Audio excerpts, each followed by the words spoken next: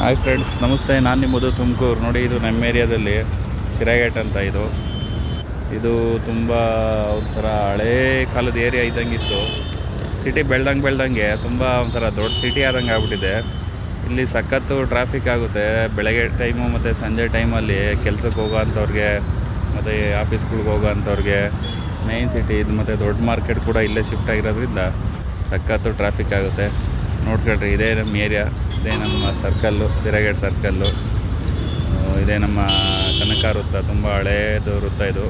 ಇಲ್ಲಿ ಕುರುಬರು ಸಂಖ್ಯೆ ಜಾಸ್ತಿ ಇರೋದ್ರಿಂದ ಕನಕ ಸರ್ಕಲ್ ಇಲ್ಲೇ ಇದೆ. ಚೆನ್ನಾಗಿದೆ, ಒಂಥರ ನಿಮ್ಗೆ ಏನು ಬೇಕಾದ್ರೂ ಸಿಗುತ್ತೆ. ಇಲ್ಲೇ ನಿಮಗೆ ನಿಯರ್ ಎಸ್ ಮಾಲ್ ಕೂಡ ಇದೆ.